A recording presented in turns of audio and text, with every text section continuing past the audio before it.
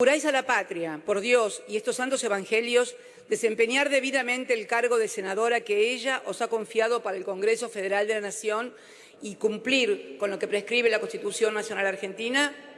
Sí, juro. Si así no lo hiciereis, que Dios y la patria os lo demanden.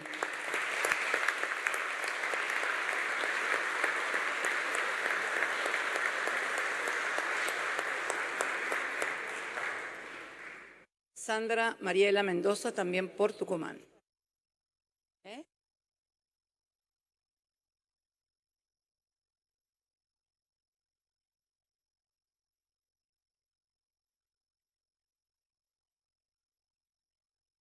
Sí, así es.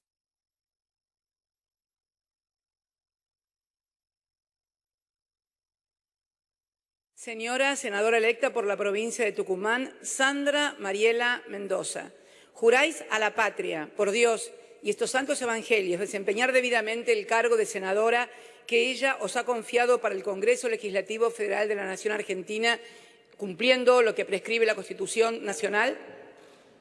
Sí, prometo. Bien, si así no lo hicieren, que Dios y la patria os lo demanden.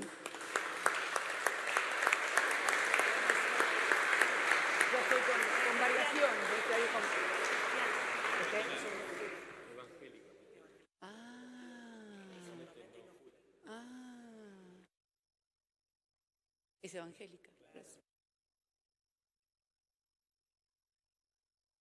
Sí, estás muy afilada con eso.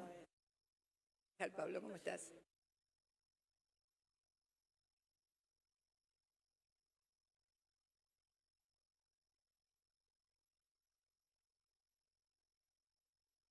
Señor senador electo por la provincia de Tucumán, Pablo Raúl Yedlin, juráis a la patria, por Dios, desempeñar debidamente el cargo de senador que ellos ha confiado para el Congreso Legislativo Federal de la Nación, cumpliendo fielmente lo que prescribe la Constitución Nacional. Sí, juro. Si así no lo hicieres, que Dios y la patria os lo demanden.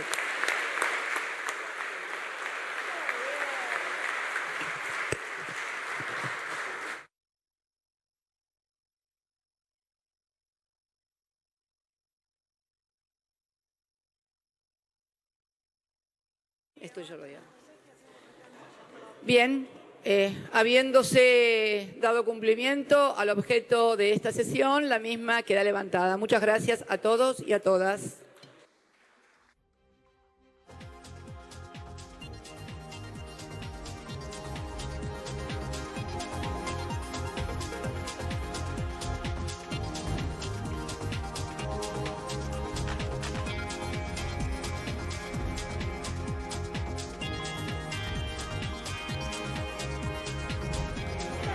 Y seguimos aquí en el recinto del Senado de la Nación. Acaban de jurar los 24 senadores y senadoras electas el pasado 14 de noviembre en los comicios de medio término. Recordemos, 22 senadores y senadoras nuevos ingresan al Senado por primera vez. Otros ya habían sido y ya habían estado en esta casa como senadores o senadoras. Recordemos que dos senadores, estamos hablando de la senadora nacional por la provincia de Mendoza, Nae Fernández Agasti, renueva en su banca por la provincia de Mendoza, y recordemos que también Carlos Camagüe Espínola renueva su mandato por la provincia de Corrientes. Aquí me voy a acomodar. Vamos a dejar a un lado un poquito el micrófono, vamos a ver si podemos dialogar con alguno de los senadores aquí presentes. Es un día muy importante, como decíamos al principio, de jura, acá de finalizar esta jura.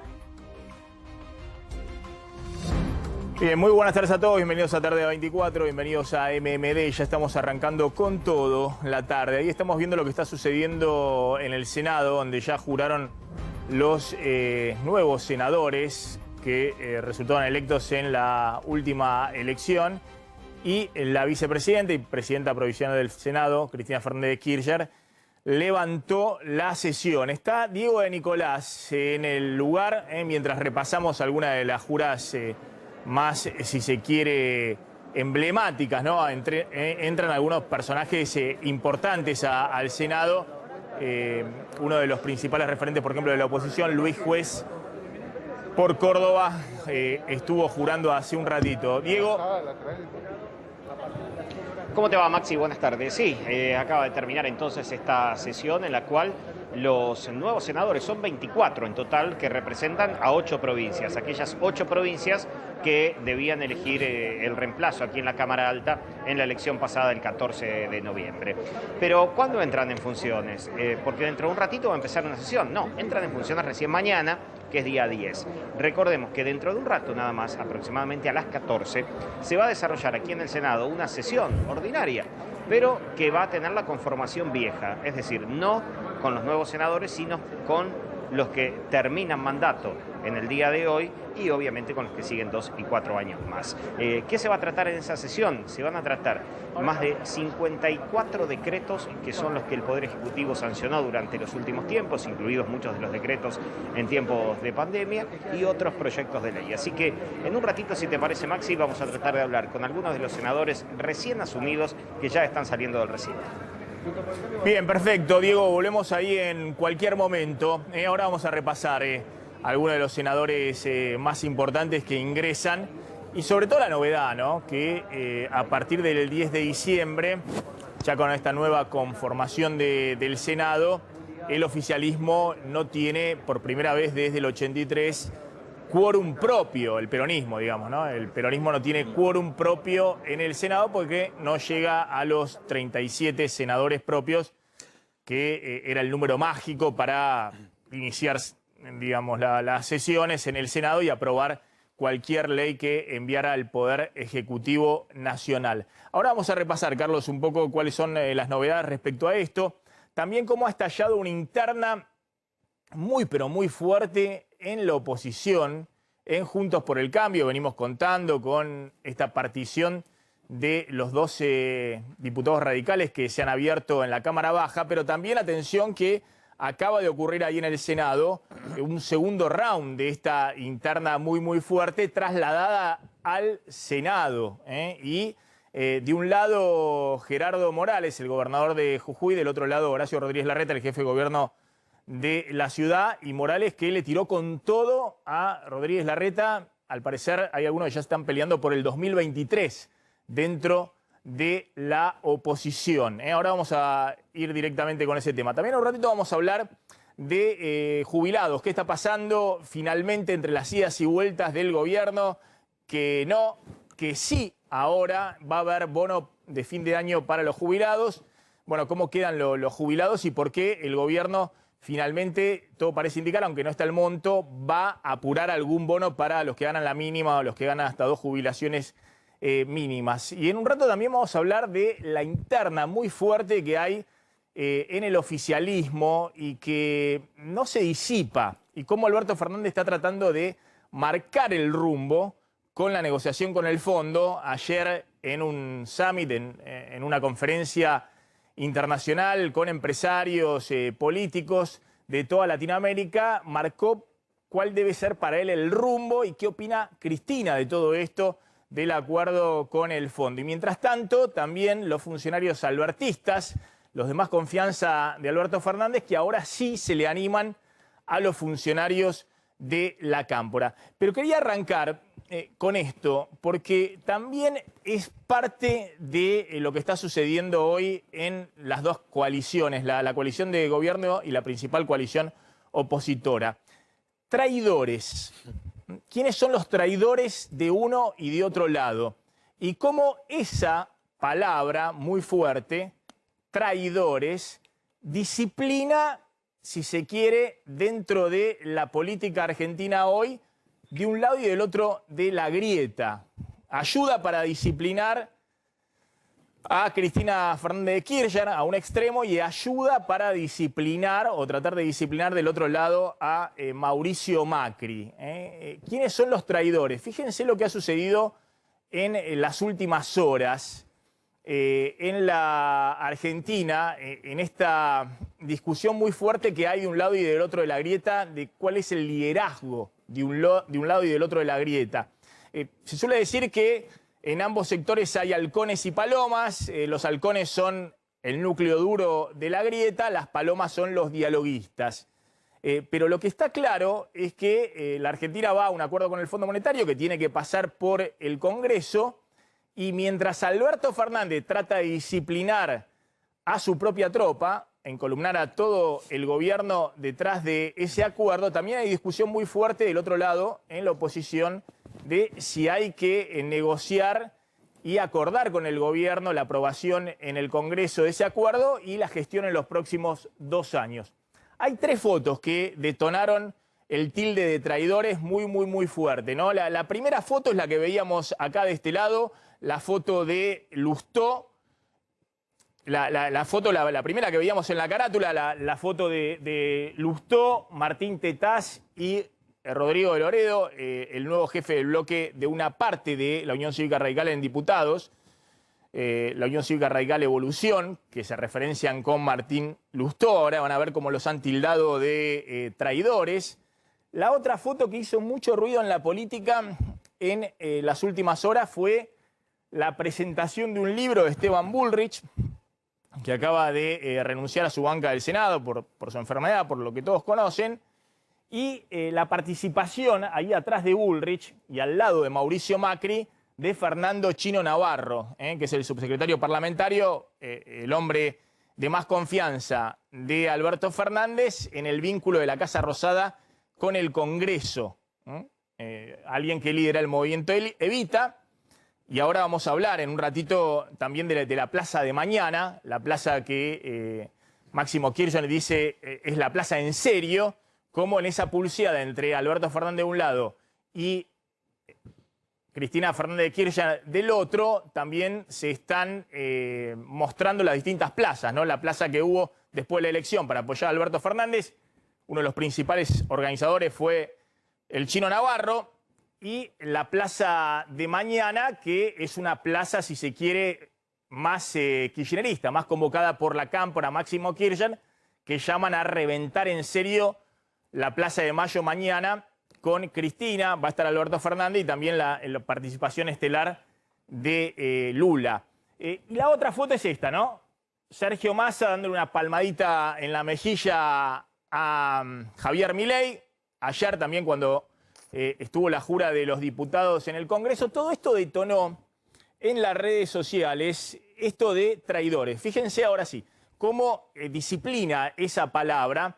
En las redes sociales hay mucha gente que se pone la camiseta a full de los núcleos duros. Hay mucha granja de trolls, como se llama, de uno y de otro lado, que impulsan, que bajan línea.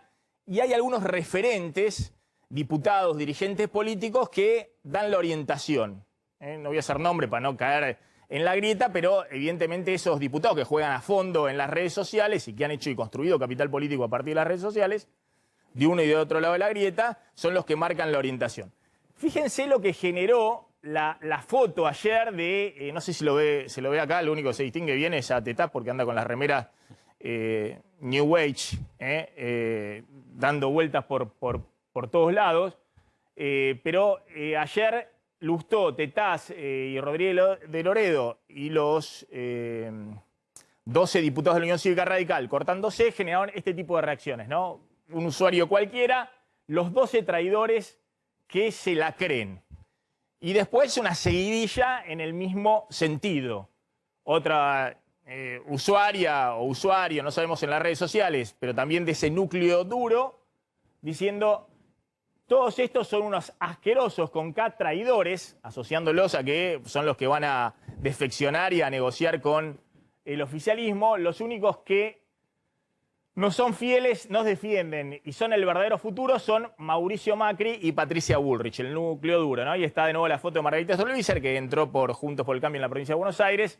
Está la ruptura de los 12 diputados de la Unión Cívica Radical y está Martín Tetaz, que dicen que aprovechó la remera del pero Macri, pero ahora se corta con un sector de la Unión Cívica Radical. Otro usuario en las redes también en esa misma línea de el disciplinamiento desde Juntos por el Cambio en favor de Macri y Bullrich, los faros, si se quiere, ultra anti-kirchneristas que marcan el rumbo y no defeccionan. Lustó Tetaz, traidores, y lo ponen al Coti Nosiglia, que como todos saben es uno de los armadores de Martín Lustó, no solamente en su candidatura en la ciudad de Buenos Aires, sino en todo el país. Pero también está Tetaz, que obviamente Lustó lo llevó de la mano para ser diputado nacional. Y otra más, otro usuario, pero estos cientos de mensajes, todos en la misma línea. Traidores, ¿qué se puede esperar de estos impresentables corruptos? Lustó, Martín Tetaz, Horacio Rodríguez Larreta, todos traicioneros inmorales. Y de nuevo, precaución, traidor suelto, Larreta, soy amigo de Massa en un graf de Larreta, traidores de nuevo con el Coti Nosiglia dando vuelta, una foto entre Massa y Lustó. Es decir, el disciplinamiento muy fuerte en la oposición que baja el núcleo duro Macri y Bullrich a todos los que planteen alguna discusión de poder interno, más allá de cuál es el posicionamiento frente al gobierno. Claramente eso le sirve a los que buscan seguir liderando ese espacio de la oposición para disciplinar a los que cuestionan internamente. Fíjense cómo esta lógica era una lógica muy típica del segundo gobierno de Cristina. Desde que estalla la crisis del campo en el 2008, el kirchnerismo y la cámpora empezó a identificar traidores en todos lados. Y básicamente los traidores eran aquellos que decían, uy, pero esto no, habrá que verlo desde otro punto de vista. Los que trataban de moderar el discurso y tratar de establecer ya sea vínculos con la oposición o con los sectores productivos como el campo. Obviamente el emblema máximo de traidor para el kirchnerismo y sobre el cual construyó ese relato a partir de las crisis del 2008 fue Julio Cobos, que hizo el no positivo en la crisis del campo y de esa manera volteó la ley de subretenciones que impulsaba el gobierno. Pero después todos eran traidores, una seguidilla de traidores, hasta que esos traidores terminaron armando sus espacios políticos. Massa se fue posteriormente del espacio del oficialismo, Moyano se fue, Felipe Solá se fue, es decir, hubo una fuga muy grande de los que la cámpora y Cristina Fernández de Kirchner tildaba de traidores. Bueno, ahora hay un revival de eso, porque todos se juntaron en el oficialismo para ganar la elección del 2019 y empezaron las internas muy fuertes y desde el núcleo duro muchos tildan ya de traidor al propio presidente, Alberto Fernández. Fíjense lo que sucedió con esta foto de el Chino Navarro participando de este libro que presentó sobre la provincia de Buenos Aires, Esteban Bullrich, que es alguien muy querido en toda la política. Además está atravesando un momento muy particular y muy doloroso por su enfermedad. Tiene ELA, como todos saben. Bueno, estuvo obviamente toda la plana mayor de Juntos por el Cambio. Ahí se lo ve a Macri, a Joaquín de la Torre, a Diego Santilli. Pero acá al lado de Esteban Bullrich se lo ve a Fernando el Chino Navarro. Incluso hay otra foto ahí donde lo abrazan a Esteban Bullrich, el Chino Navarro, y eso generó, fíjense, del otro lado de la grieta, en las redes, ahí lo tenés al Chino Navarro, lo arroban a Alberto Fernández, está rodeado de traidores, es hora de pasar la escoba, ¿no? Y después hubo una seguidilla, no sé si está también donde está nuestro colega Eduardo Feynman, que lo ponen en pantalla también con el abrazo entre el Chino Navarro, era uno de los tuits, pongámoslo por favor. Tener una enfermedad, otro de los tuits, tener una enfermedad no quita que hayas sido un HDP, le dicen a Esteban Bullrich del sector más duro del kirchnerismo. Pero bueno, más allá de eso, ponen acá traidor detective. Es decir, le detectan acá el traidor que es el Chino Navarro, porque acá está Esteban Bullrich y acá está Mauricio Macri. Y después están todos, está María Eugenia Vidal, Pinedo, como si la política fuera la lógica del amigo-enemigo que instaló originalmente a partir del 2008 el kirchnerismo y que ahora parece ser furor también en la actual oposición, en Juntos por el Cambio. Pero ahora estamos hablando de nuevo de la coalición de gobierno. Lo tildan de traidor al jefe del movimiento Evita, mano derecha del presidente y quien organizó la plaza después de la elección del 14 de noviembre, la plaza para apoyar a Alberto Fernández frente a los embates de Cristina Fernández de Kirchner. Y sacarte una foto con esos HDP solo demuestra lo traidor, desclasado del orto y arrastrado que sos Chino Navarro. En este tono, cientos de mensajes buscando disciplinar de nuevo desde ese lado de la grieta al que piensa distinto. Esta era la foto que decía, fíjense, el Chino Navarro, que obviamente tiene que tener todos los vínculos con la oposición en la negociación del Congreso. Por algo es el secretario de Relaciones Parlamentarias. Por algo es el hombre que tiene que construir desde la Casa Rosada las mayorías que no se construyen solo con el oficialismo. En un momento donde el oficialismo necesita más que nunca consensos políticos porque se lo pide Washington para pasar el acuerdo con el fondo. Es decir, el oficialismo podía hacerse y mostrar que estaba en una guerra santa contra la oposición de Mañeto, los empresarios, los antipatria y demás, cuando no estaba negociando un acuerdo con el fondo. Ahora que negocia un acuerdo con el fondo, lo que necesita es gestionar eso políticamente para tener un consenso político amplio, un acuerdo que va a durar 10 años, que involucra los 2 años de Alberto Fernández y las 2 próximas administraciones. El Chino Navarro va y se abraza con Esteban Bullrich, cerquita de ahí estaba obviamente Mauricio Macri, salió en la foto, y recibe mensajes como esto, pero cientos de mensajes como esto. Mientras tengamos traidores dentro del gobierno como el Chino Navarro, va a ser imposible mejorar con medidas de gobierno que favorezcan a los que sufren.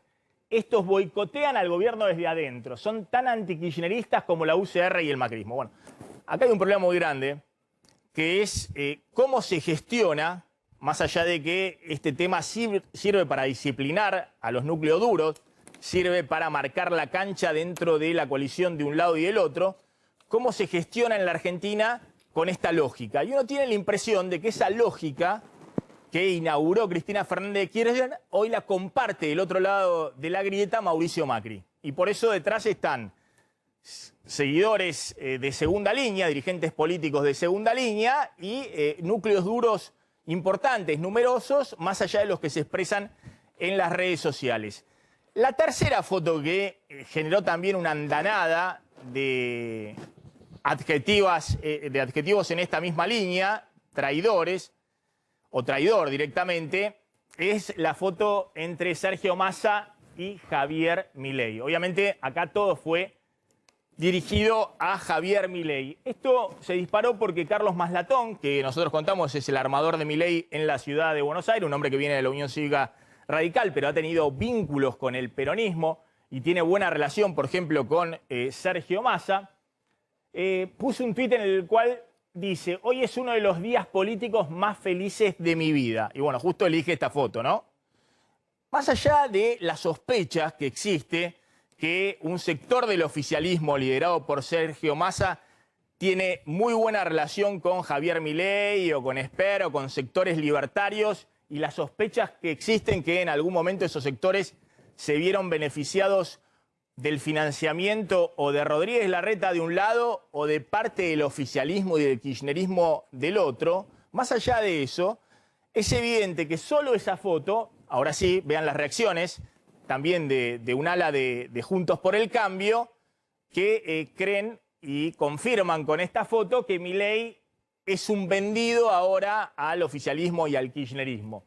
Para todos los que afirman que Horacio Rodríguez Larreta y María Eugenia Vidal son traidores, les presento a los verdaderos cara de piedra. Y lo ponen ahí a Milei diciendo que va a defeccionar de sus ideas simplemente porque tuvo un saludo con el presidente de la Cámara de Diputados.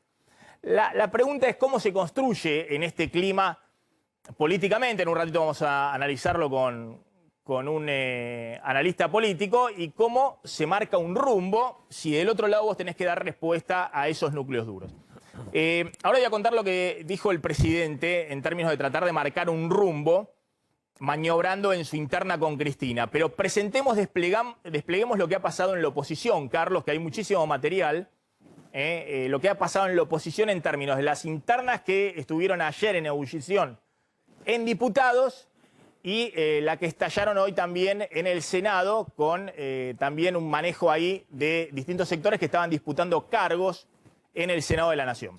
Sí, bueno, en diputados lo comentabas en la editorial, ¿no? 12 diputados que se alinean detrás de una estrategia de Martín Lustó, está el Coti Nosiglia allí también, y nombran a Rodrigo de Loredo, que es el que ganó la interna, a Mario Negri en Córdoba para encabezar este desprendimiento de la Unión Cívica Radical. Eso ya está, ¿no? Son 12 diputados, se quedan con 30 y pico diputados el otro radicalismo que están dentro del paraguas de Juntos por el Cambio. Ahora bien, esta maniobra, Maxi, le costó carísimo a Martín Lustó porque perdió un lugar. Para un segundito, detengámonos acá porque esto es un poco lo que mostramos ayer. Sí. Lo que están planteando Morales es, ¿por qué le ponemos acá a Gerardo Morales y a la vieja guardia del radicalismo, a Mario Negri y a Cornejo? Porque Morales salió durísimo, es la noticia del día, ahora vamos un poquito a lo que pasó hace un ratito en el Senado, salió durísimo Morales a decir que Martín Lustó, de Loredo y Martín Tetaz, junto con otros 9 o 10 en realidad diputados, porque Lustó es senador, esa fractura del bloque de diputados cuestionándole la presidencia del bloque a Mario Negri tenía detrás la brillosa calva de Horacio Rodríguez Larreta. Sí, incluso más. Eso es lo que hoy dijo con todas las letras muy duramente, y ahora vos vas a desarrollar, Gerardo Morales, que es un referente de Juntos por el Cambio. Sí, incluso fue mucho más duro con Larreta. Dijo, Larreta ve un radical y le hace un contrato. En términos políticos, el contrato es la ayuda para los punteros políticos, ¿no? Un contrato es ayuda en plata. Es raro que se vaya tan lejos. Larreta ve un radical y le tira un contrato, dijo Gerardo Morales. Y también lo acusó de ser parte de esta división del radicalismo. ¿Por qué se están peleando ahora los radicales? El 17 de diciembre, en unos días nada más, van a elegir un nuevo presidente de la Unión Cívica Radical y allí compiten Martín Lustó, que expresa una parte del radicalismo, que tiene sus votos también, y Gerardo Morales. ¿Qué va a pasar ahí? Va a ganar Gerardo Morales, la interna esta que junta más consensos dentro del radicalismo. ¿Qué le pasó? Ahí tenemos otro textual, Larreta es el conductor del quiebre del radicalismo, bueno, un poco lo que decías vos, Maxi. Lo que está diciendo Gerardo Morales, busquemos un tape de Martín Lustó con Ale Fantino en Animales Sueltos, cuando Lustó estaba enfrentado con Larreta, que decía que Larreta todo lo que puede lo compra o lo vende. Sí. Digamos, respecto a lo que no negocia políticamente para armar, lo termina comprando o vendiendo. La frase de Morales es muy fuerte, porque está diciendo a todo radical que pasa le tira un contrato, está diciendo lo compra. Sí, claro. Está diciendo lo compra. Y está acusando de que está comprando a Lustó y a los 12 diputados para fracturar el bloque de la Unión Cívica Radical. Y es después... que, Maxi, Lustó es una amenaza también dentro de la ciudad para Larreta, porque, bueno, acordate que casi le gana por un punto y pico en un balotaje, casi se queda sin la ciudad en manos de Martín Lustó. Entonces lo tratan de neutralizar arreglando, ¿no? ¿Qué está pensando Larreta? ¿En la sucesión después del 2023 en la ciudad? Porque el PRO no quiere perder tantos años en la ciudad. Y ahí se sienta y negocia con Lustó, lo cual exaspera a Gerardo Morales, que además le cuestionan a Martín Lustó. Le dicen, ¿qué clase de paladar negro radical sos si fuiste presidente del Banco Provincia con Felipe Solá? Fuiste ministro de Economía con Cristina Fernández de Kirchner. Te fuiste de embajador a Estados Unidos con Mauricio Macri, donde no era una factura que le pagaban al radicalismo, y ahora parece que sos un paladar negro de la vieja guardia radical. Eso es lo que le cuestionan los que se creen el dueño del sello. Y fíjate esta frase que vos mencionabas, ¿no? Larreta es el conductor de la fractura de la Unión Cívica Radical. También la discusión, más allá de la presidencia del partido que vos mencionabas, es si no están discutiendo ya el armado de poder político rumbo al 2023. Es decir, si se largó la construcción política, la de Larreta no hay duda que se largó, pero también quieren largarla a algunos radicales y está en primera línea también Gerardo Morales, y para eso necesitas, para una candidatura presidencial, construir poder político dentro de ese espacio. Y, bueno, ha salido con todo. Larreta es el conductor del quiebre del radicalismo. Incluso a Larreta que en su afán por acumular poder político produjo esta ruptura en la Cámara de Diputados. Mirá cómo se mezcla todo, que hace algunas semanas también Gerardo Morales le tiró flores a Patricia Bullrich como una forma de pegarle también y meterse en la interna que tiene Horacio Rodríguez Larreta con Patricia Bullrich. ¿Qué pasó en el Senado? Los radicales de la vieja guardia tienen más poder porque tienen mucho más senadores, ¿no? Tienen los senadores de Valdés, de la provincia de Corrientes, los senadores de Gerardo Morales, los senadores de Mendoza, y lograron tener más número en la Cámara Alta.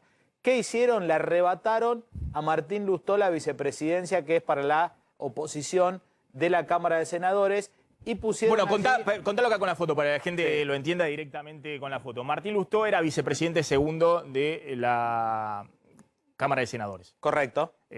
Eso te da, además del cargo, te da, no sé, también me imagino también más presupuesto y ciertas prerrogativas institucionales. Por ejemplo, cuando había que negociar toda la cuestión interna de la Cámara de Senadores, Lustó era el que negociaba directamente con Cristina Fernández de Kirchner. Sí. Aunque Lustó dice que Cristina ni le hablaba. Pero era Lustó el que estaba presente ahí cuando se hacían, por ejemplo, las sesiones virtuales y demás. Lustó estaba ahí presente como autoridad de la Cámara. Sí. Ahora esto ha cambiado porque ese cargo que tenía Lustó, que es el cargo más importante que tiene un senador de la oposición en la Cámara de Senadores, lo va a tener Carolina Lozada. Carolina Lozada, que estuviste ayer hablando con ella acá, que es la senadora por Santa Fe. Sí. Pero no solo eso, sino también es importante quién es el presidente del bloque de senadores de la Unión Cívica Radical, que va a seguir siendo Naidenov, el hombre de Formosa. Luis Naidenov, el hombre de Formosa. Pierde Naidenov porque hasta ahora era también, de hecho hasta hoy, porque están sesionando con el Senado Viejo, era el presidente del interbloque que nuclea a los radicales y al PRO, y ahora ese cargo, la presidencia del interbloque, queda en lugar de Alfredo Cornejo, que viene de senador representando a la provincia de Mendoza. Y como jefe del PRO sigue Humberto Schiavoni, que es un hombre muy cercano a Mauricio Macri. ¿Qué hicieron? Se juntaron un poco los radicales de la vieja guardia y le ofrecieron, a pedido de Santa Fe, nos lo contaba ayer Carolina Lozada, que sea Carolina Lozada la que ocupe ese lugar. Claro, por eso dicen algunos decía que Carolina, al no venir de la rosca política, bueno, era como la salida elegante ponerla a ella ahí, que juntaba el consenso, y era la propuesta de Santa Fe, que metió 2 senadores y está armando ahí atrás Mario Barletta, Mario Negri. Si bien no son senadores, también la rosca de diputados se traspola al Senado. Por eso decía, poneme la carátula anterior, donde estaba Lustó, cómo Lustó perdió en la negociación en el Senado, no solamente frente a Carolina Lozada, sino fundamentalmente el armado de la vieja guardia radical. La vieja guardia radical le pasó una factura, y así como quiso disputar poder en diputados y terminó fracturando el bloque, ahora le sacó el puesto, el cargo que tenía de vicepresidente segundo en el Senado, en un armado entre los radicales más representativos en el Senado. Ya vamos a hablar con Facundo Nejamsky, porque empecé, Facundo, hablando de los traidores. ¿Querés que identifiquemos a los traidores que hay? Hay traidores por todos lados, de un lado y del otro de la grieta. Y están los que arman políticamente en base a denunciar a los traidores. Hay muchos. Ahora vamos a contar, están todos, dentro de un lado y del otro hay cada vez más traidores. Vamos a hablar con Felipe Miguel, que es el jefe de gabinete de Horacio Rodríguez Larreta.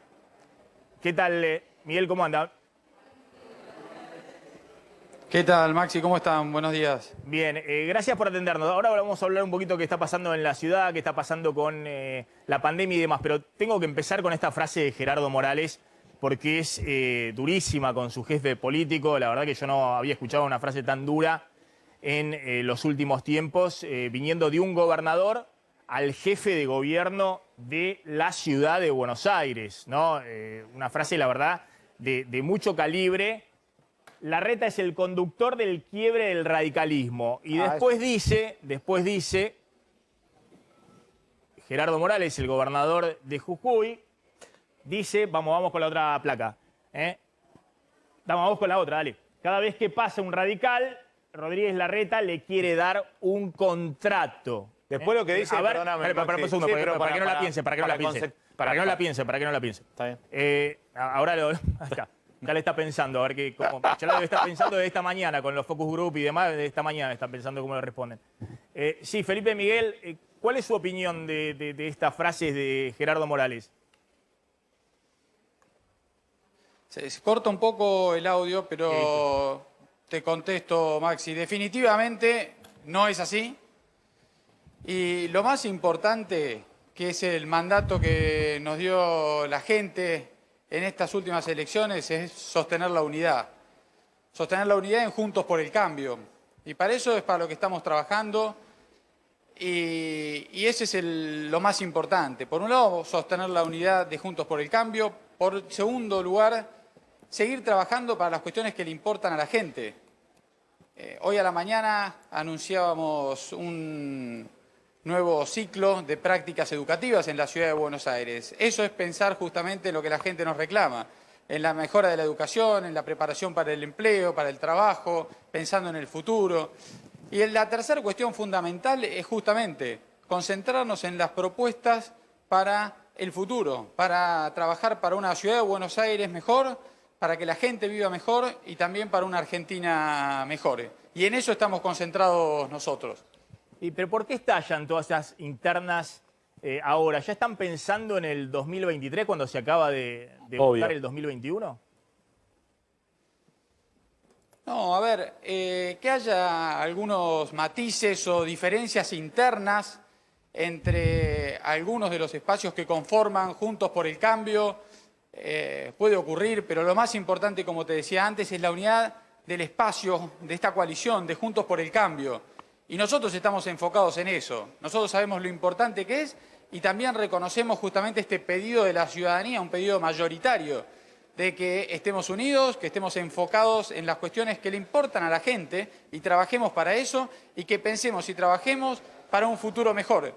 Y nosotros no nos vamos a correr de ese eje porque entendemos ese reclamo de la gente y vamos a trabajar en ese sentido. Carlos.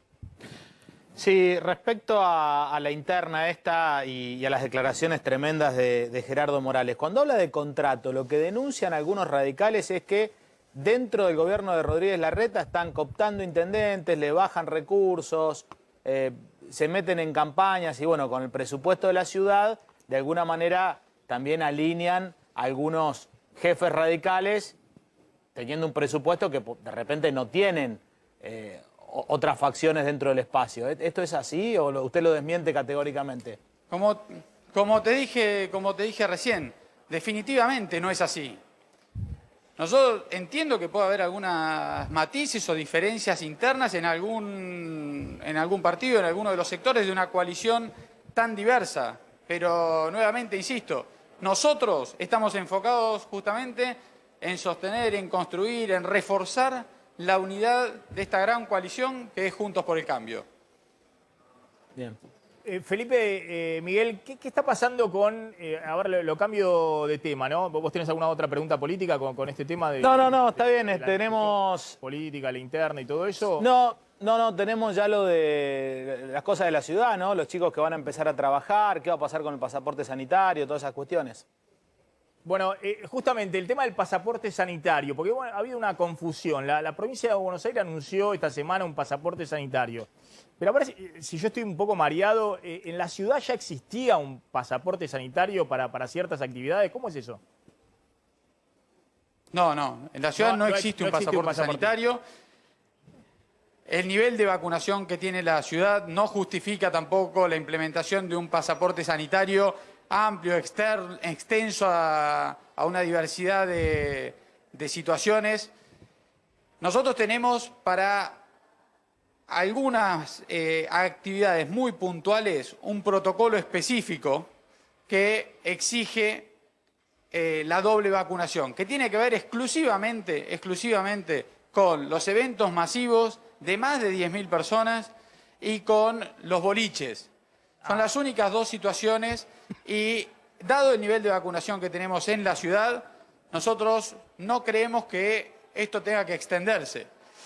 Y en el caso que el Gobierno Nacional saque alguna medida, algún decreto, alguna resolución en relación con la exigencia de certificados de vacunación, nosotros ahí lo que vamos a hacer es evaluar para estos casos exclusivamente que yo mencioné recién, si hay alguna cuestión de aforo que convenga unificar para ser homogéneo y que no haya un mecanismo de un lado de la General Paz, de otro lado de la General Paz, pero exclusivamente para estas situaciones muy puntuales, dado que funciona también como un incentivo a la vacunación en algunos segmentos. Pero vuelvo a insistir, dado el nivel de vacunación que tenemos en la ciudad, no creemos que sea necesario implementar un pase sanitario amplio. Está bien, entonces salvo ciertas actividades, como decía el tema de boliches o espectáculos con más de 10.000 personas, no se exige carnet de vacunación. Claro, ayer hablamos con Batistela y sí, la ciudad está con 81% de doble dosis, por arriba de ciudades como Nueva York.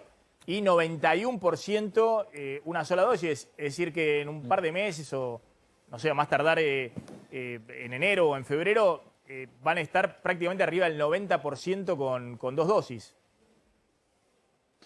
Así es, porque ahora estamos haciendo, justamente completando el esquema, y ahí sí aprovecho esta oportunidad, Maxi, para pedirle a todas aquellas personas que todavía no se vacunaron, que son pocas, pero que algunas se dieron la primera dosis y todavía no se dieron la segunda, que es muy importante reforzar este concepto, es muy importante la vacunación y completar los esquemas de vacunación, porque es la herramienta más poderosa que tenemos para combatir esta pandemia y para poder seguir preservando todas las actividades que están hoy abiertas y todas las libertades que fuimos recuperando después de una situación muy compleja.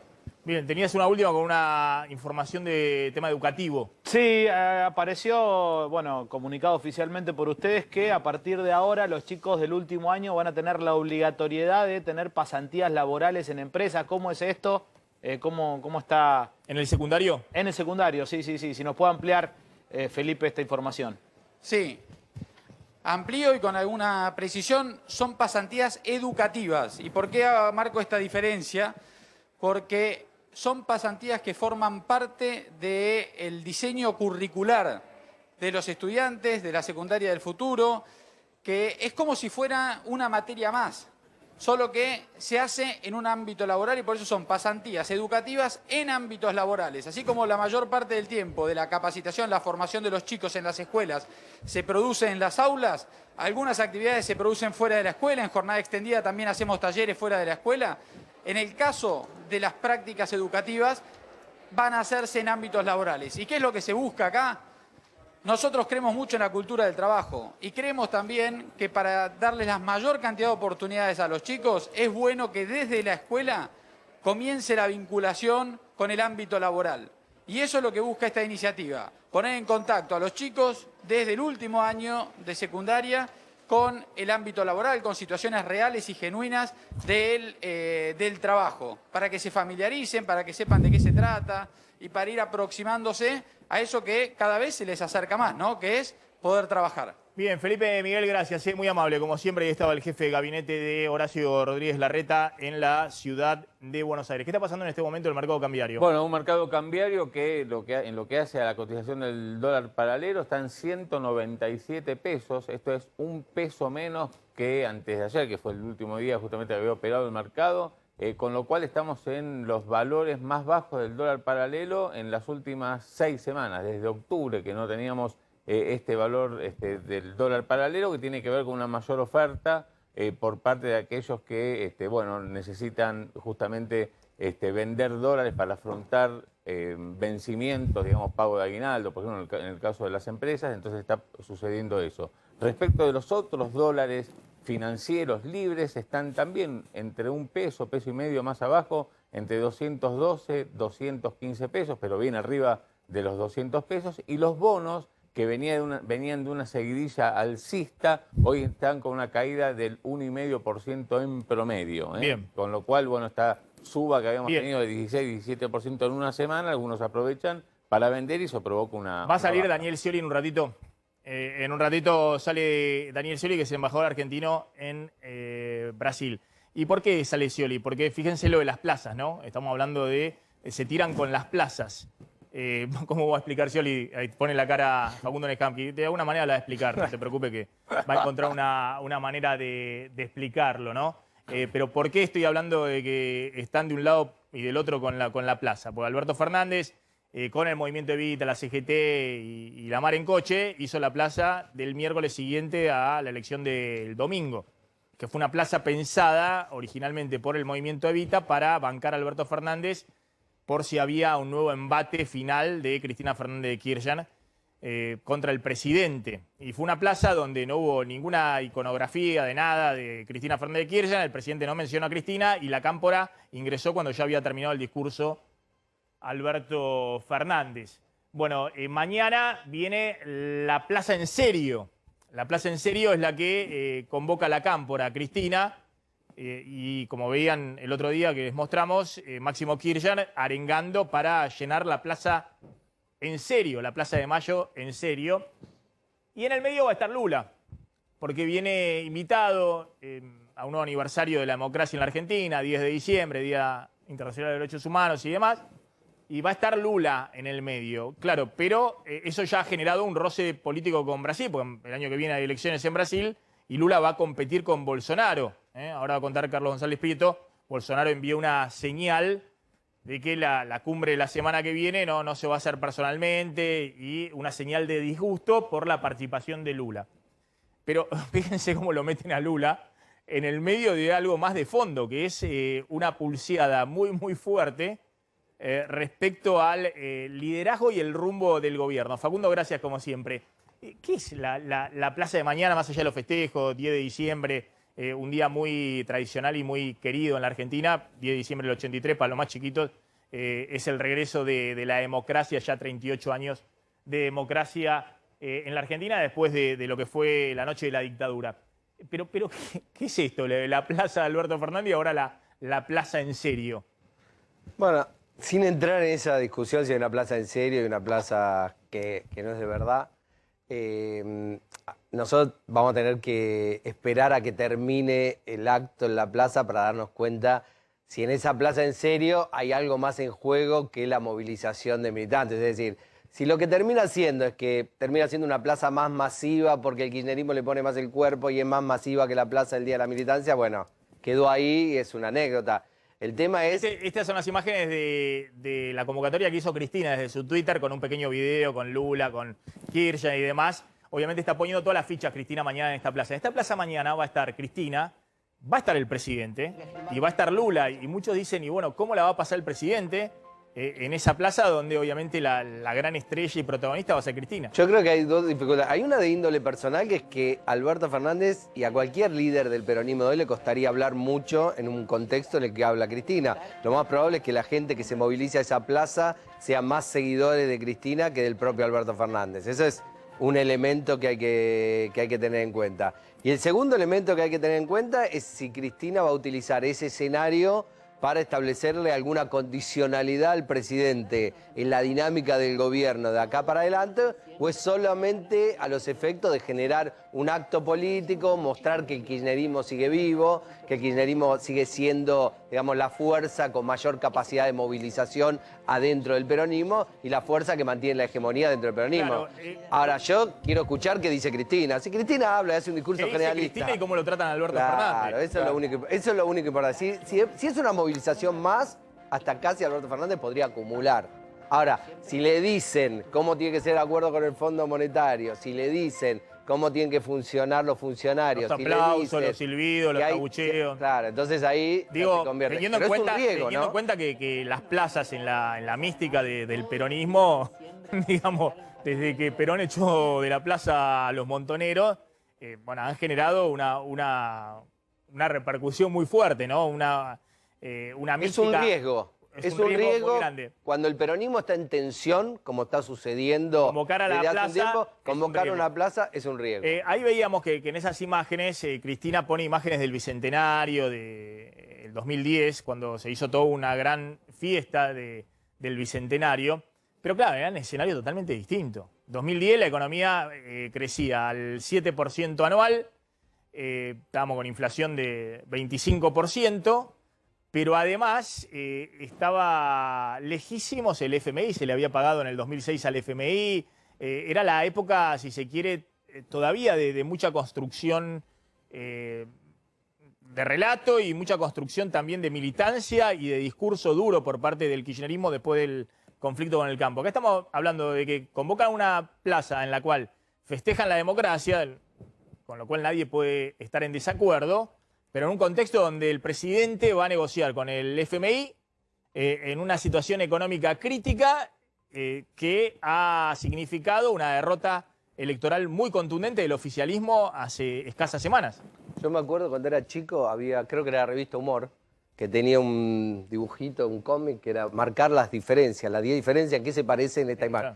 La primera diferencia, que los líderes que vienen ya no son presidentes. O sea, el ciclo político no es el ciclo político que vivía América Latina entre el 2003 y el 2015, por llamarlo. No es un ciclo de gobiernos progresistas, es un ciclo más ambiguo, por lo tanto, traer a determinadas figuras tiene un costo en términos de política exterior. Es decir, poner a Lula ahí tiene un costo, que seguramente el gobierno lo sabe, pero está pagando un costo. Probablemente Mujica menos, porque también va a estar Pepe Mujica. Mujica menos, porque con Uruguay la relación es otra y además tiene menos peso sobre lo que sucede en Argentina, pero tiene un costo. Después, como vos señalás, es un ciclo económico totalmente diferente.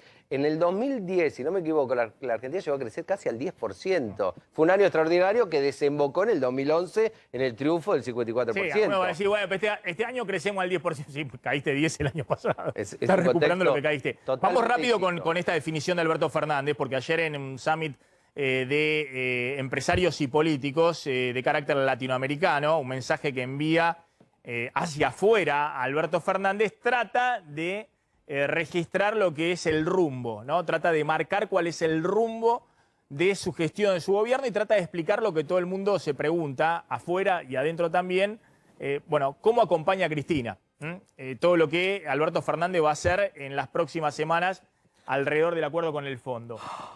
Está claro que Cristina y yo en muchas cosas no pensamos igual, pero el que decide soy yo, dijo ayer Alberto Fernández. A ver si podemos tener alguna imagen del summit, fotos que hayan salido, porque hizo una entrevista especialmente sobre esta conferencia internacional. Yo estoy muy seguro de cuál es el rumbo que tenemos que tomar y tengo la certeza de que es el mismo que quiere Cristina. Y después dice Alberto Fernández, enviando un mensaje de que el que maneja la lapicera es él. Cristina y yo no somos iguales. Nosotros hicimos un frente que nuclea al peronismo y a muchas otras fuerzas y por lo tanto no hay una mirada homogénea sobre la realidad. Creo que hay una frase más, hay una más. Se ha escrito mucho sobre la idea de que Cristina no está de acuerdo en que tengamos un acuerdo con el fondo y está claro que la decisión es mía y la voy a asumir y tomar. Y finalmente, dice Alberto Fernández, pero todas esas versiones que dicen que ella se opone a ese acuerdo con el fondo, ella contesta públicamente, yo no me opongo a ese acuerdo. Y concluye, la idea de que yo soy el bueno y ella es mala es una falacia, no siempre estamos de acuerdo y tratamos de saldarlo en forma racional. El martillo lo baja el presidente. Ahora vamos a hablar de las internas donde los albertistas por primera vez se le animan a funcionarios respaldados por la Cámpora y eso genera cortocircuitos, ¿no? Porque el presidente considera que está empoderado y que tiene que jugar este rumbo y esta dirección en estos próximos 2 años. ¿Cuál es el mensaje que envía Alberto Fernández? Dice, Cristina está de acuerdo con el acuerdo con el fondo. En lo que no están de acuerdo, y que el presidente lo confesó en reuniones con empresarios y en reuniones más íntimas, es cómo aplicar el acuerdo, es decir, cómo reducir el déficit fiscal, qué recortar, si recortás subsidios, subís tarifa, si recortás, le pones un tope de nuevas jubilaciones.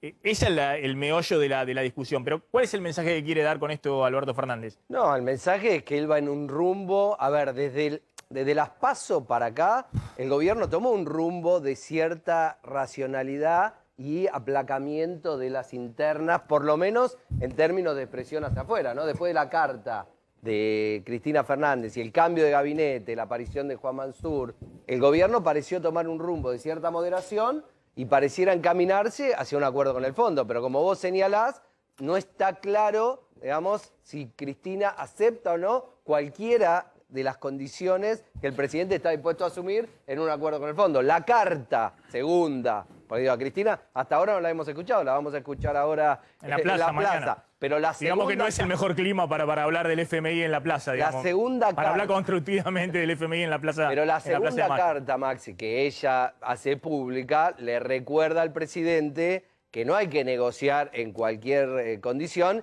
y constantemente reivindica cómo fueron las condiciones que Néstor Kirchner impuso a los acreedores cuando negociaban el año. Hay todo el tiempo... En un contexto totalmente distinto. Todo el tiempo... A ver, una vez un dirigente político me dijo a mí, es muy difícil cambiar de fórmula. Al kirchnerismo y a Cristina, que es su conductora, le cuesta mucho cambiar la fórmula que utilizó entre el 2003 y el 2015 en un contexto que es... Tiene un problema de sincronismo, digamos, de en qué época vive, en un contexto que es totalmente distinto al actual.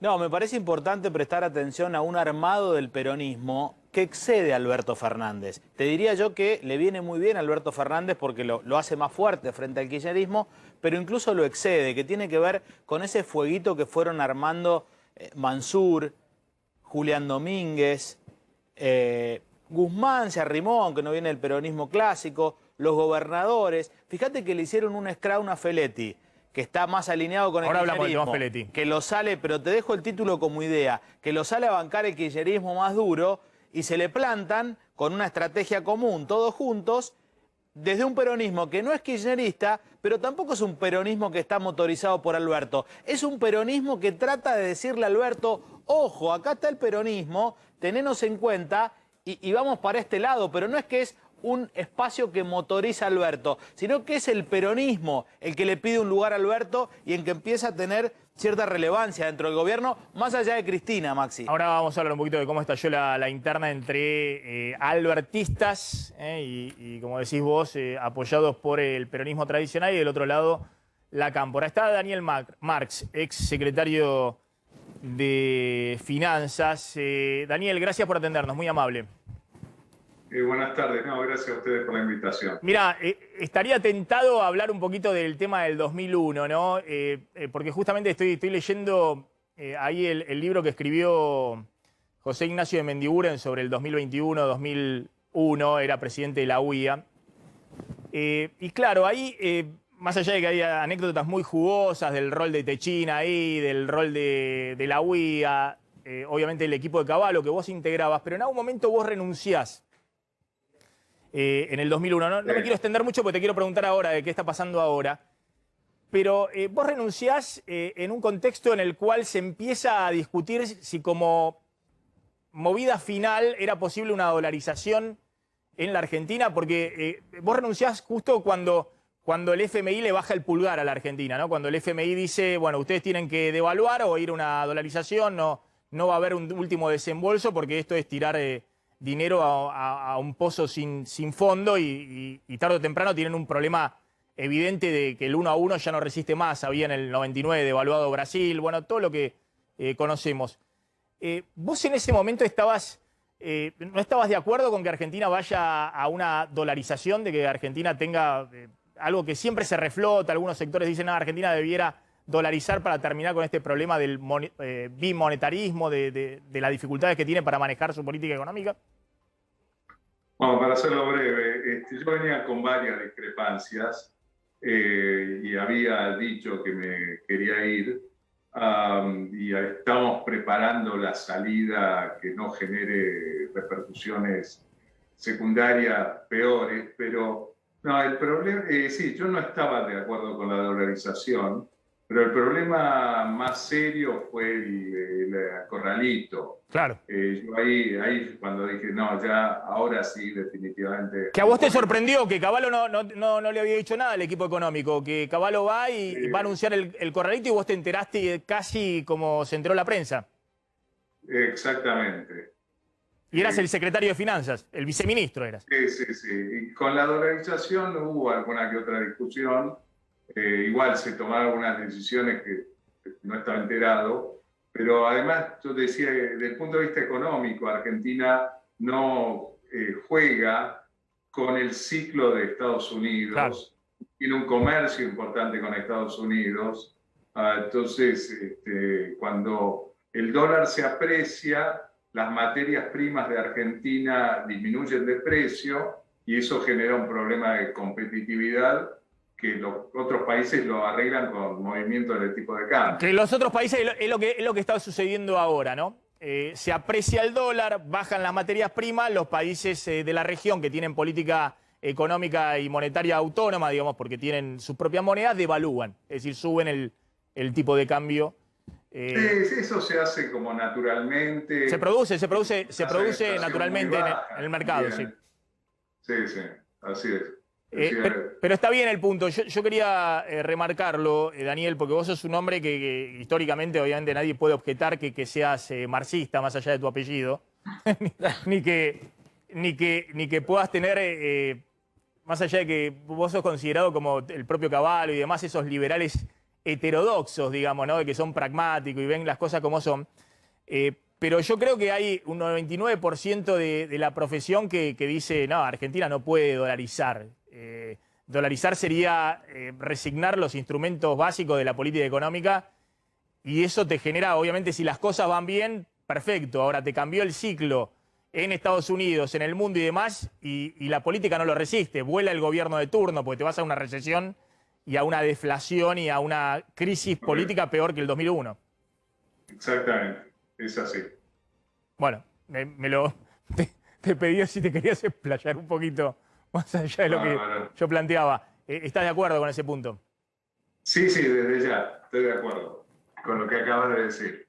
Bueno, contame para adelante, ¿qué están esperando los mercados? ¿Están esperando un poco el aval de Cristina? ¿Están esperando que el gobierno termine de cerrar el acuerdo con el fondo? Ha habido un aumento de 5 o 6 días consecutivos fuerte de los bonos, hoy están un poquito para abajo, pero ¿vos crees que cambió el clima con la Argentina o todavía están esperando otras señales? No, yo creo que Argentina está en un área de gente que lo sigue, pero que no está haciendo jugadas importantes ni a favor ni en contra. Hay un interés que ha ido mermando a lo largo del tiempo y los precios de los bonos, entre otras cosas, así lo indican. Yo creo que sí, están esperando que Argentina tome definiciones que le tengan sentido en cuanto a estabilizar la economía. Esto significa domar en alguna manera la inflación, aunque sea de a poco, meterlo en un programa económico que atraiga inversiones y que provea de bases para el crecimiento de manera de evitar los problemas que tenemos, que van desde pobreza hasta una economía que genera déficits fiscales recurrentes e inflación, por lo tanto, muy alta. Claudio. Entonces, si esto pasa o no por un programa con el fondo, yo creo que hoy sí pasa, pero lo principal es el programa, no tanto la discusión con el fondo. La discusión con el fondo va a ser necesaria, es instrumental por los vencimientos que ocurren, y el fondo además no actúa como un acreedor privado que reestructura, sino que desembolsa contra el cumplimiento de determinadas metas acordadas con ellas, propuestas por Argentina, firmadas generalmente por su ministro de Economía y presidente del Banco Central, y después, cuando se recibe ese dinero, se le va repagando al mismo Fondo Monetario. Vos lo has vivido como funcionario, más allá de que también hay coincidencia en general, me parece, de un amplio espectro político y también de economistas, de que la Argentina necesita ordenar la macro en este momento y que el fondo hoy es inevitable. Es un engorro después gestionar con el FMI, por lo que vos decís, ¿no? Porque cada 3 meses tenés que abrir todos los números y tenés que estar compartiendo la lapicera de alguna manera. Exactamente. Y por eso, acá, como en otras situaciones, es mucho más fácil tocarle el timbre al fondo y pedir que entre que después sacárselo de encima. Y sacárselo de encima significa este tipo de cogestión, donde sí, la responsabilidad primaria la tiene el gobierno y eso es indelegable, pero están estos monitoreos, incertidumbres vinculadas al cumplimiento de las metas y desembolsos futuros.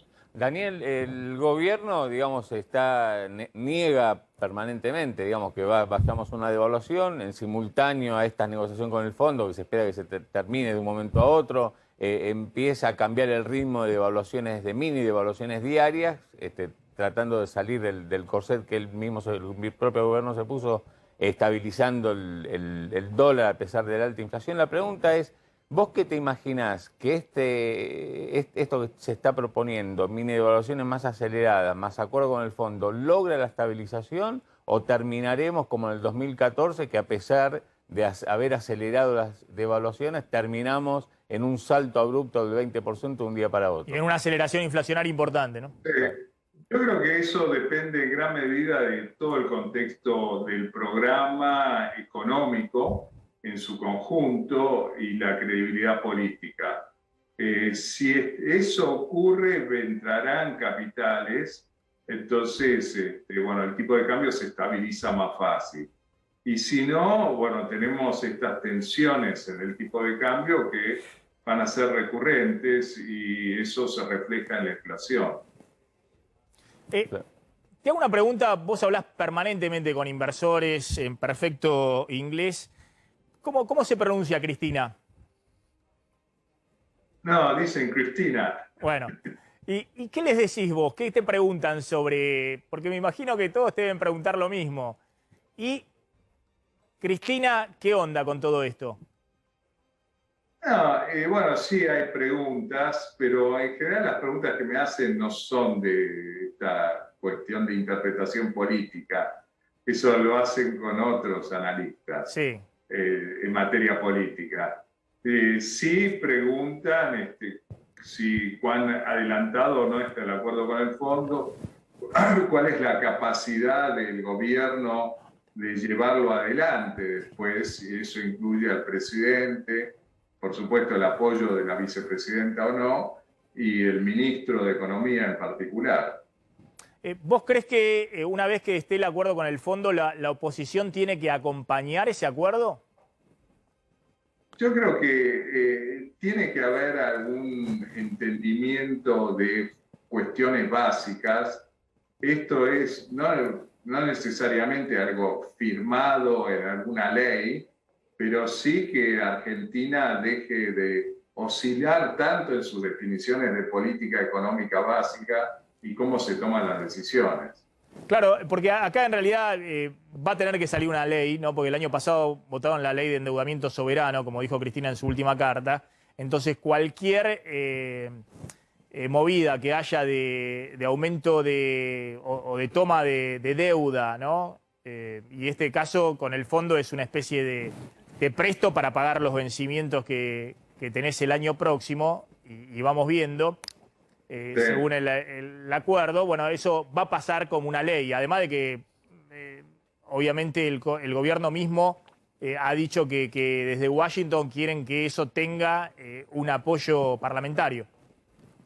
Claro, pero puede tomar distintas formas. Puede ser una ley aprobando todos los detalles de una carta de intención o puede ser una ley autorizando al gobierno a realizar gestiones con el Fondo Monetario para recibir dinero para cancelar la deuda. Claro. Y la última que te hago es, ¿qué escenario estás imaginando para el año que viene? Porque, claro, la inflación con un piso del 50% parece un dato. El acuerdo con el fondo apunta a estabilizar la situación, a recuperar reservas, a mostrar que va a haber menos emisión monetaria, menos déficit fiscal. Pero ¿cuál sería el resultado exitoso para el año que viene del acuerdo con el fondo y la política económica? Yo creo que, bueno, un resultado exitoso sería estabilizar la economía y darle un crecimiento más allá de lo que puede ser una mera recuperación post-pandemia. Y eso significa quizás un principio poco difícil porque hay desequilibrios en precios relativos. Algunos mencionaban el tipo de cambio oficial, otros dicen determinadas tarifas de servicios públicos. Todo eso tiene un efecto de dificultades económicas y en particular en una inflación. Pero después si uno estabiliza y logra este clima de movilizar recursos, inversiones, el éxito sería una segunda etapa en el año que viene, donde Argentina se normaliza en términos de lo que hacen otros países latinoamericanos, para empezar, que tienen sus dificultades, pero no tienen este tipo de problemas como se fue arrastrando en Argentina a lo largo de los años. Vos estás viendo que si las cosas salen bien, en la primera mitad del año, por la corrección cambiaria, el tema tarifa y demás, podés tener una aceleración de la inflación o mantener niveles como los actuales altos de inflación, pero de sostener el crecimiento y eventualmente poder tener menos inflación en la segunda parte del año. Ese es un poco el escenario que estás viendo. Es correcto, es así, aunque no dividiría en mitades aritméticas. Puede ser unos pocos meses al principio y varios meses después. Basta del segundo semestre, ¿no? Porque pasan los gobiernos y todos se vienen prometiendo el esfuerzo en el primero y la bonanza en el segundo semestre.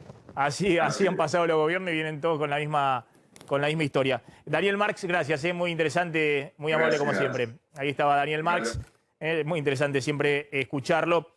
Bueno, a ver, decíamos que la plaza de mañana, la plaza del 10 de diciembre, va a ser la plaza convocada por Máximo, por la Cámpora. Cristina está dándole mucha manija a la convocatoria y va a estar Lula ahí en el medio, ¿no? Además de Mujica, pero Lula va a estar como gran protagonista, que claro, vos decías, Facundo, no es presidente, pero es la ficha puesta el año que viene en el país más importante de Latinoamérica, que es Brasil, ¿no? Y ha habido una reacción de Bolsonaro. Contame rápidamente cómo ha sido esa reacción, Carlos, porque ya tenemos a un protagonista de toda esta historia. Está el embajador Daniel Scioli, ¿no? Lo saludo y me contás. Daniel, gracias por atendernos, muy amable. Un gusto.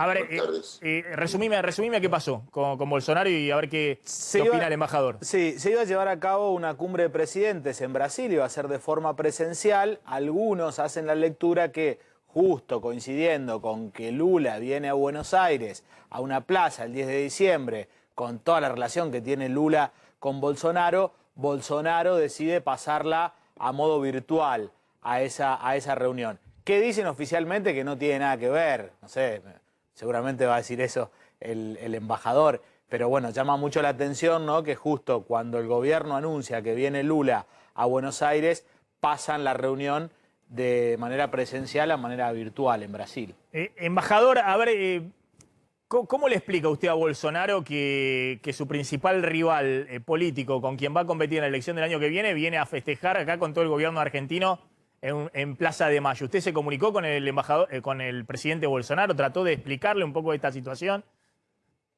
Yo personalmente, Maxi, he estado ya 3 veces con Lula en los últimos 40 días. En Brasilia, en su casa en San Pablo y en el Instituto Lula.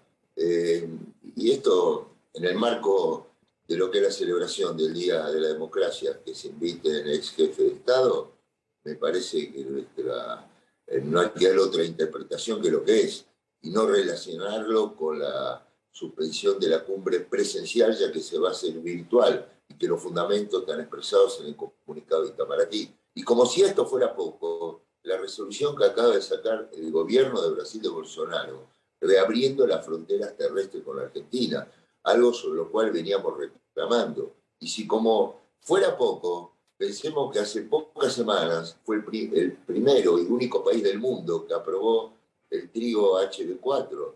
Como si fuera poco también mis argumentos y para darle otra demostración contundente. Días pasados compartimos con la ministra de Agricultura, Teresa Cristina, y con el ministro Julián Domínguez, que la primera vez en la historia que no hay más barrera ni sanitaria ni fitosanitaria con Brasil. Y también los números de intercambio comercial, récord de exportaciones argentinas que se han abierto nuevas posibilidades de los últimos 8 años, Maxi. Y lo más importante, tercer mes consecutivo con superávit comercial. Hoy la relación con Brasil genera puestos de trabajo y dólares para la Argentina genuinos, con inversiones productivas que vienen llegando a todos los sectores de la economía. Usted está diciendo que más allá del folclore político, la Argentina está consiguiendo de Brasil lo que necesita en términos económicos y comerciales. Todo. Y también el respaldo de las negociaciones que está llevando adelante Argentina hacia el Fondo Monetario Internacional, la respaldó Brasil. Como también han facilitado otras cuestiones que yo he planteado. Mire, el Día de la Amistad de Argentina-Brasil, el último, 1 de diciembre, había 4 ministros del gobierno de Bolsonaro presentes y el propio presidente no pudo asistir, porque tenía un compromiso en su agenda con las Fuerzas Armadas. De hecho, yo fui a la oficina de Gustavo Vélez, fui a saludarlo, a conversar con él distintos temas de la relación bilateral, y él me dijo espontáneamente, no voy a poder estar, Daniel, pero quiero grabar un video para saludar. Entonces, estos son demostración de las cosas concretas, resultados concretos y los progresos que venimos teniendo en la relación con Brasil, dentro de la cual se viene un capítulo que es la integración energética, que es una oportunidad que yo había identificado antes de hacerme cargo en la embajada, porque sabemos lo que significa el desarrollo, el potencial de Vaca Muerta, sé la necesidad que tiene Brasil de comprar gas a precios más competitivos, pues la reserva de gas de Bolivia, donde se abastecen, están declinando. Entonces, avanzamos ya del lado argentino en la construcción del gasoducto en territorio argentino.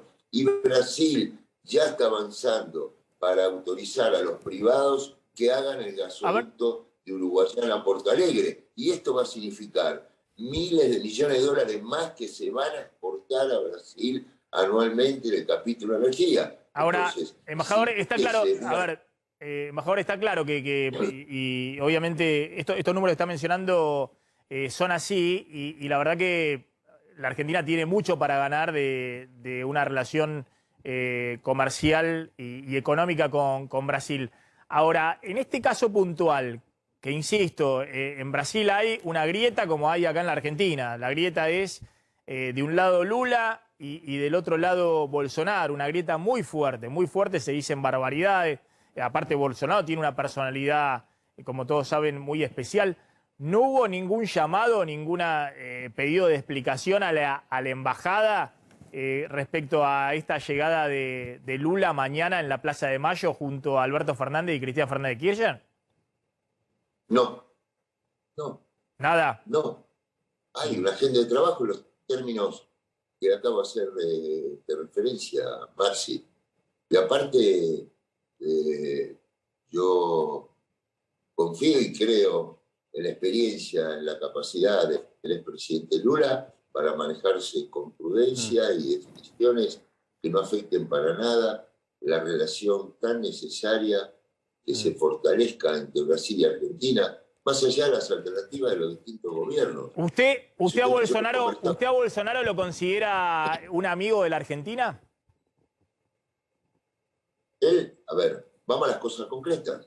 Escuchemos las palabras de él el día pasado cuando saludó al pueblo argentino, que tenemos que estar juntos, que somos pueblo hermano, pero no solamente lo dijo en sus palabras, sino en las definiciones, en los hechos, porque me han facilitado todo su gobierno que hoy podamos mostrar estos resultados concretos. Y si no hubiese una voluntad política y definiciones por parte de él, de qué tipo de relación quiere tener con la Argentina, de ninguna manera hubiésemos llegado a un acuerdo con el tema del arancel externo común. ¿Te acordás, Maxi, vos que seguís los temas de la economía? ¿Qué se pensaba? Que en ese capítulo, bueno, iba a haber muchas complicaciones y la relación podía derivar en imprevisto. Nada de eso ocurrió. Fuimos trabajando con el sector privado de Brasil, con el gobierno, con el ministro de Economía Guedes, aquí con el ministro en Argentina de Economía y con Santiago Cafiero, y llegamos a un acuerdo en un tema que era impensable. Está bien. A ver, una pregunta. Sí, embajador, tiene que ver todos estos avances que son reales, ¿no? Lo de Bioceres con el trigo, la apertura del comercio con Brasil. ¿Tiene que ver esto con que en realidad por ahí son capas distintas? De repente Teresa Cristina no es del núcleo duro de Bolsonaro. Digo, más allá de las reacciones que puede tener Bolsonaro como presidente, a veces un poco fuertes, hay en Brasil como otra línea, porque es un gobierno donde no son todos duros, donde se puede seguir avanzando. ¿Esto es así o cómo se explica que con las reacciones que ha tenido Bolsonaro para con la Argentina hayan podido avanzar en cosas tan concretas? Con Teresa Cristina, por ejemplo.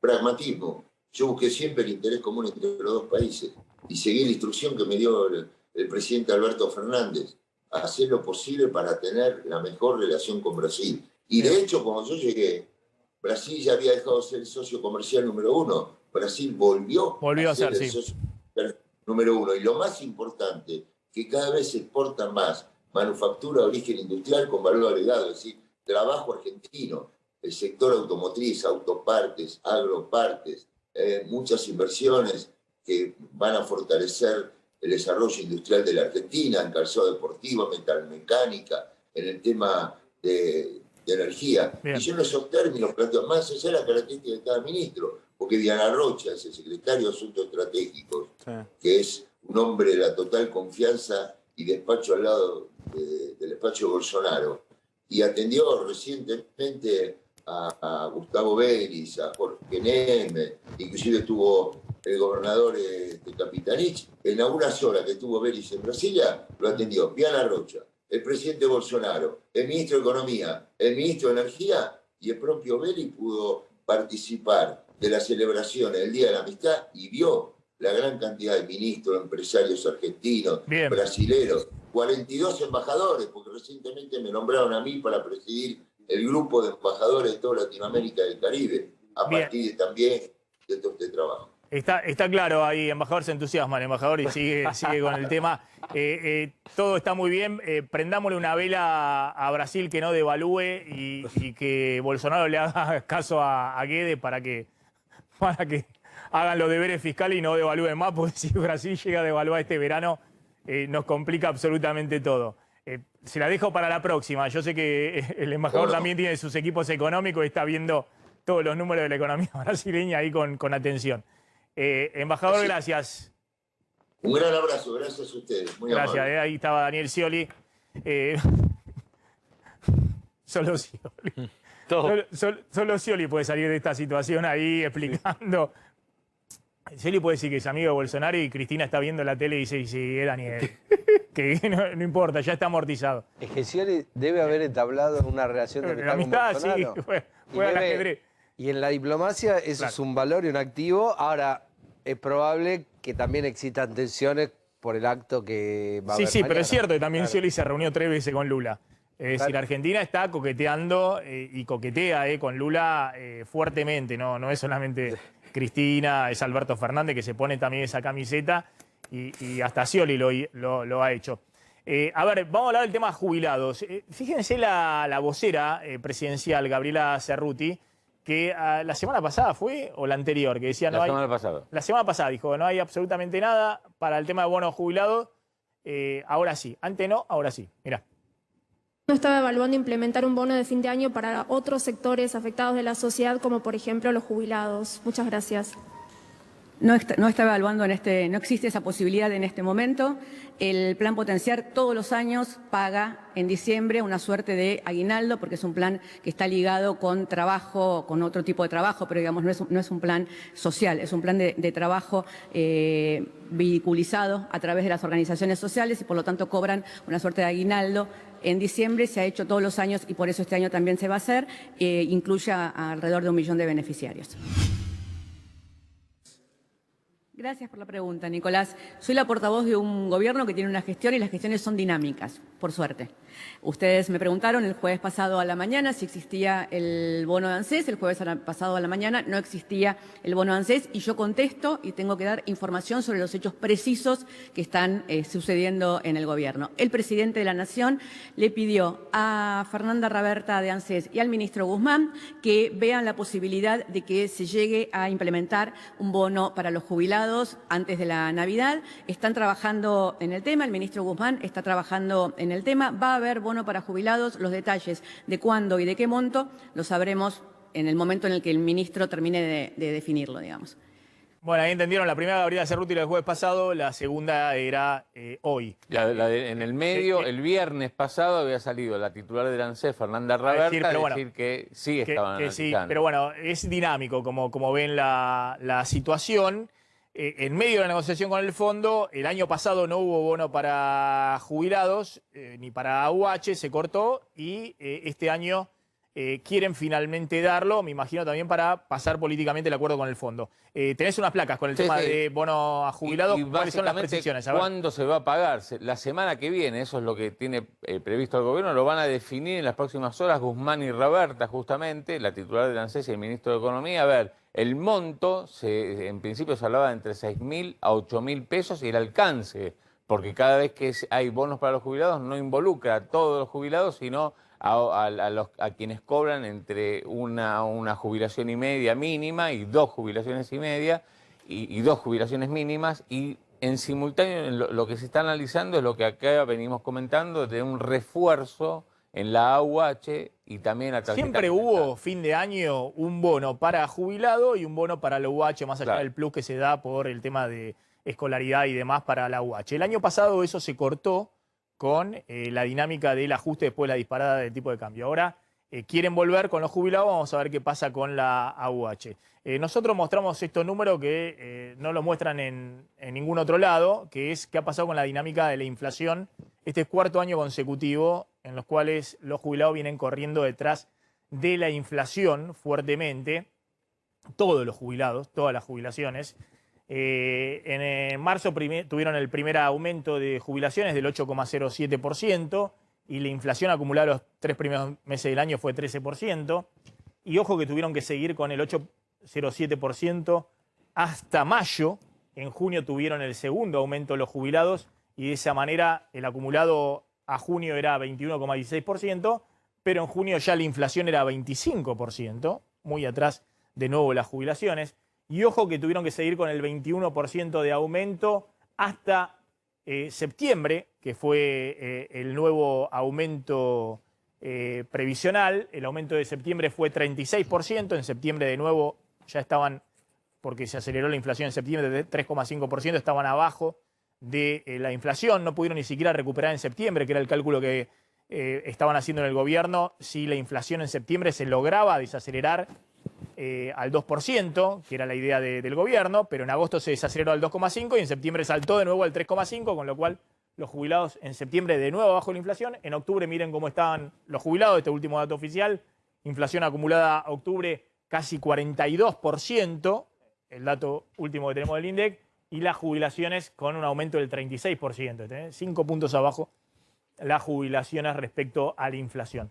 ¿Cómo están en noviembre? En noviembre están peor, obviamente, porque siguen con el 36% de aumento todas las jubilaciones y la inflación acumulada, si calculamos 3% de aumento ahora en noviembre, esto se va a conocer en una semana, ya la inflación acumulada a noviembre es 46%. O sea que acá en noviembre están 10 puntos abajo las jubilaciones en el acumulado. 10 puntos abajo, por cuarto año consecutivo, Perdieron en 2018, perdieron en 2019 fuertemente, casi 19%.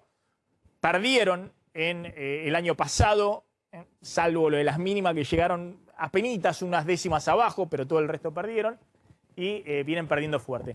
En diciembre, como el aumento de diciembre va a ser un aumento también como el de septiembre del orden del 12%, en diciembre, si efectivamente la inflación de diciembre está por debajo del 3,5%, puede ser que por ese solo mes de diciembre las jubilaciones estén en el 52,7%. Este es el número que ya se anunció de aumento con el aumento de diciembre.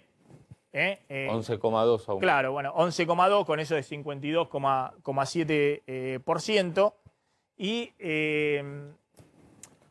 la inflación estaría en el 52%. Es decir, un solo mes las jubilaciones podrían llegar a empatarle a la inflación en el solo mes de diciembre, si la inflación en diciembre está por debajo del 3,5%. Pero han perdido fuertemente todo el tiempo en este año. Vamos rápidamente, no es solamente esto, sino que la contracara de esto es el ajuste fiscal de este año, que también lo venimos mostrando acá desde el principio de año. En los números fiscales de este año, hemos contado, creció fuerte en términos reales respecto a la inflación en la obra pública, pero desde el piso histórico y todavía está por debajo de los niveles de 2017 y 2015. Se dispararon los subsidios económicos, 31%, es el gasto principal que se ha disparado para mantener congeladas tarifas de servicios públicos, y después vienen todos los ajustes. Este es el dato fiscal, primero 10 meses del año, que dio la semana pasada el Ministerio de Economía, hasta octubre, primero 10 meses del año. Jubilaciones y pensiones, el gasto del sector público en jubilaciones y pensiones cae, primero 10 meses, 6% en términos reales. Es uno de los ajustes fuertes. Obviamente, del otro lado, están los jubilados corriendo atrás de la inflación. Transferencias a universidades, 6,4% de ajuste en términos reales este año. Prestaciones sociales, asignaciones familiares y todo lo demás, también 15% abajo. Y el ajuste del gasto COVID, casi 50% en términos reales, por el ajuste fuerte que hubo este año del gasto COVID. Pero el tema de las jubilaciones por segundo año consecutivo ha sido el gran ahorro fiscal que ha permitido achicar el déficit fiscal este año, con las jubilaciones corriendo detrás de la inflación. Están discutiendo ahora a ver si le dan algún tipo de compensación a fin de año para los jubilados que ganan la mínima o hasta 2 jubilaciones mínimas. Esto se da en un contexto, además, tenía alguna placa más, a ver, ayúdenme. Esto se da en un contexto, además, en el cual el año pasado el gobierno suspendió la movilidad provisional de Macri y dio aumentos por decreto, porque el año pasado era el año que tenían que recuperar los jubilados. Perdieron como en la guerra 2018-2019, el año pasado, dada la inflación que terminó en el 53-54% del gobierno de Macri, era para recuperar en el 2020. Ahí le pusieron el tope, suspendieron la movilidad previsional, aumento por decreto, y los jubilados perdieron muchísimo respecto a lo que les correspondía con la ley anterior, la ley de Macri, el año pasado. Este año los aumentos con la nueva ley de movilidad recuperan un poco, juega a favor, juega mejor la ley de movilidad este año que la ley de Macri, pero es tanto lo que perdió el año pasado que a septiembre, por ejemplo, un jubilado que cobraba la mínima estaba cobrando 800 pesos menos de lo que le correspondía con la ley anterior, la de movilidad de Macri. O alguien que cobraba 2 saberes mínimos estaba cobrando 4.000 pesos menos de lo que le correspondía a septiembre de este año, la movilidad anterior, la de Macri. O alguien que cobraba 3 saberes mínimos, estamos hablando de 70.000 pesos, estaba cobrando 7.300 pesos menos de lo que le correspondía con la ley anterior, con la de Macri. Bueno, en el caso máximo extremo de la jubilación máxima, que está cobrando 21.000 pesos menos respecto a lo que le correspondía con la ley de movilidad previsional. A ver, está sucediendo algo muy conmovedor en el Senado, ahí la vemos a Cristina, y está Esteban Bullrich. La actividad legislativa es un proyecto de ley de educación inclusiva por el que pido tratamiento sobre tablas, que busca igualar oportunidades y que, como todo lo que he hecho hasta ahora en mi vida política, intenta dejar de lado egoísmos y vanidades para buscar el consenso. Y este proyecto fue acordado a partir de 3 proyectos originales y con el aporte de senadoras y senadores de todos los bloques, que dejando de lado intereses personales y visiones partidarias encontramos el proyecto común. A lo largo de estos 20 años esto me ha pasado infinidad de veces. Créanme que es mucho más lo que nos une que lo que nos divide, solo se requiere vencer prejuicios, hacer silencio y escuchar al otro. Este proyecto no es de nadie, es de todos. Porque en política, las buenas ideas no tienen dueños, tienen beneficiarios. Repito, las buenas ideas no tienen dueños, tienen beneficiarios. Y porque, como dijera Borges, nadie es la patria, pero todos lo somos. Aunque no me corresponde a mí hacerlo, me gustaría que se recordara de mi paso por este cuerpo la búsqueda constante del consenso a través del diálogo. El diálogo entendido como una conducta activa, de apertura y de generosa curiosidad en la que los participantes se abren a escuchar a la persona que tienen enfrente. Ese es, para mí, el valor más importante y a la vez más escaso de la política argentina, la posibilidad de entender que los adversarios nunca son enemigos y que representan a una porción de los argentinos cuyos valores, intereses y deseos son tan atendibles como los de uno y que se puede dialogar, negociar y acordar sin relegar lo que uno es y lo que uno defiende. El diálogo no puede ser solamente táctica, convencimiento y competencia. La lógica transaccional en la que negociar es solamente un cálculo contable nos despoja de sentido y nos convierte en meros mercaderes políticos que dejan de mirar el bien común. El diálogo, la búsqueda de la razón entre dos, debe ser un acto de generosidad, de amor y de caridad cristiana, entendiendo que la verdad y la justicia son valores que encontrar, no propiedad de alguna de las dos partes. Esa falta de diálogo trasciende estas paredes. Vivimos en un país enfocado en la grieta y en el debate violento, un país en el que la gente escapa de la política, la desprecia y la condena. Un país en el que la gente se recluye en lo privado, soltando el sueño de ser parte de la construcción de una Argentina mejor. Un país en el que empujamos a la gente a no ejercer lo que es el rol más alto de una democracia, el rol de ciudadano. Sé que estas palabras pueden parecer las de un soñador. Lo soy, pero como en aquella canción que nos invitaba a imaginar, sé también que no soy el único. Me voy con la tranquilidad de que acá mismo hay muchos dirigentes que tienen la vocación de construir un mejor país y resolverle los problemas a la gente. Anímense a ejercerla, hagan carne el mandato de la gente, aprovechen que Dios les da la voz y la fuerza para desempeñarlo y tengan el coraje de hacer solamente lo que saben correcto. Nuestro país clama por consensos. Los números de pobreza, la falta de desarrollo, los jóvenes que se van del país, la catástrofe educativa y la continua y prolongada postergación de nuestros sueños, producida por un estancamiento del que somos culpables los políticos y no los argentinos, nos obligan a gobernar diferente. Todos hemos sido culpables de gobernar con tapones en los oídos, todos, nosotros también. No hay más tiempo para eso. Nadie tiene más tiempo para que juguemos a no ponernos de acuerdo. Hay que dialogar y escuchar, con el corazón y la mente abiertos, y encontrar puntos de equilibrio a partir de los cuales vayamos asentando las bases del país que queremos ser. Quizás así podamos evitar el desastre. El pasado lunes, en la presentación de una propuesta que creo puede comenzar a resolver los problemas de mi provincia, decía que encarar estos problemas estructurales es siempre una aventura porque encarar los problemas de frente, con sinceridad y abiertos a lo que sea que te devuelva del espejo, exige audacia, exige abrirse a implementar lo que sea que surja de esa búsqueda, de ese diálogo, de ese debate. Exige también sentarse en la mesa de diálogo no pensando qué me voy a llevar cuando me levante, sino qué voy a dejar en la mesa para alcanzar el acuerdo, sobre todo nosotros, los dirigentes políticos.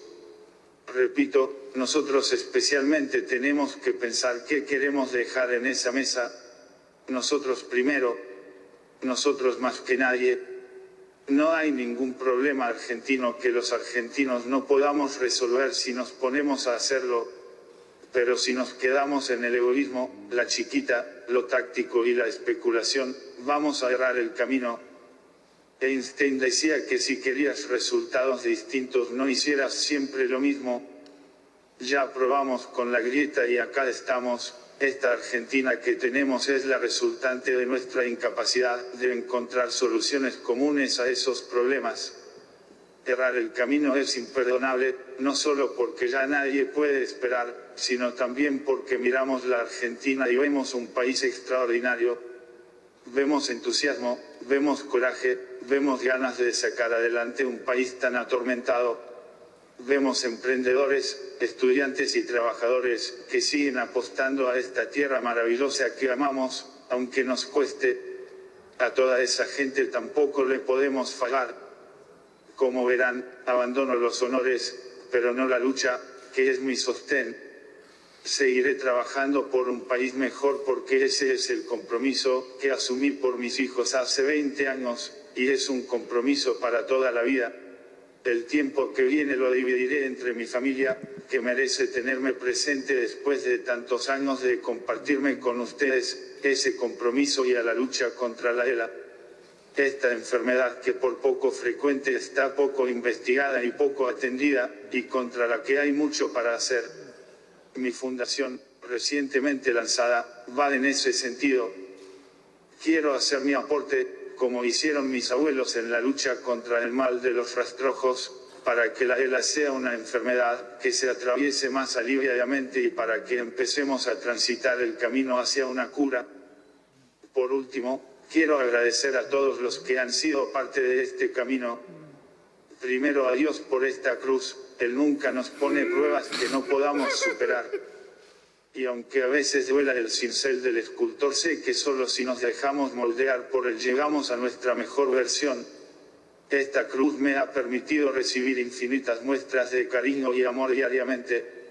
Esta cruz que me ha enseñado que la vida es hoy y el mañana es esperanza.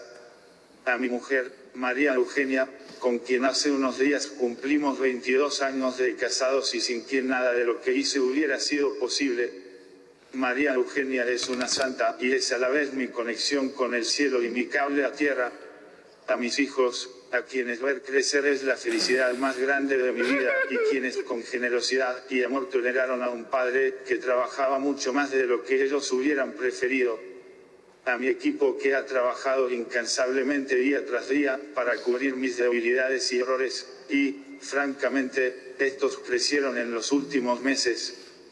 Ningún legislador podría haber deseado un acompañamiento mejor. A dos senadores que han sido un ejemplo en esto de dialogar sin traicionar la propia esencia. Churchill decía que el coraje era la más importante de las cualidades humanas, porque es la que garantiza todas las demás. Mi amigo el senador Federico Pinedo y el senador Miguel Pichetto han exhibido, para mí, mejor que nadie esa cualidad humana en esta función. Y han sido mis maestros cuando hacía los primeros palotes en este Senado. A mi bloque, a sus conductores Humberto, Juan Carlos y Luis y a Martín, ese amigo que me regaló el Senado, como les dije esta semana, les agradezco el afecto, consejo y contención que me han dado especialmente en los últimos meses. Me han ayudado a llegar hasta acá y lamento mucho dejarlos en lo que viene, pero Dios tiene otros planes para millas. Espero poder seguir aportando desde otro lugar a la enorme tarea que tienen por delante. Al senador José Magans y la senadora Silvia Elias por su acompañamiento espiritual permanente. A nuestra secretaria parlamentaria María Luz Alonso, Luchi, y en ella a todo su equipo y al personal de seguridad que ha estado siempre pendiente de mis necesidades, muy especialmente en los últimos tiempos. A todos ustedes, gracias por el espacio para decir estas palabras. Me voy honrado por el apodo y la contención que me dieron todos estos meses. Es muy importante para mí saber que, a pesar de las diferencias y las peleas, vibra en cada uno de ustedes el deseo latente de hacer una Argentina próspera, sostenible, pujante e inclusiva. Hoy doy este paso con tristeza, pero también sabiendo que si no dejan de hablarse y tender puentes, si son honestos con los demás, pero especialmente con ustedes mismos, van a encontrar el camino del que nos alejó en este tiempo la ceguera y el egoísmo. Será a partir de ahora sin mí, pero sepan que aunque no esté, estaré. Que la protección de Dios, fuente de toda razón y justicia, los ilumine a ustedes y a todos los hombres del mundo que quieran habitar el suelo argentino. Muchas gracias y hasta siempre.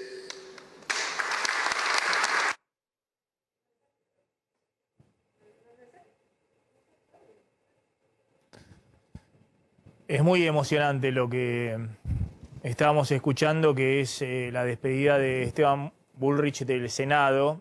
Muy emocionante. Se cortó el audio del Senado. Por eso estoy tomando la palabra. A ver, ahí está el aplauso que le están haciendo, obviamente, todos los senadores, todas las bancadas.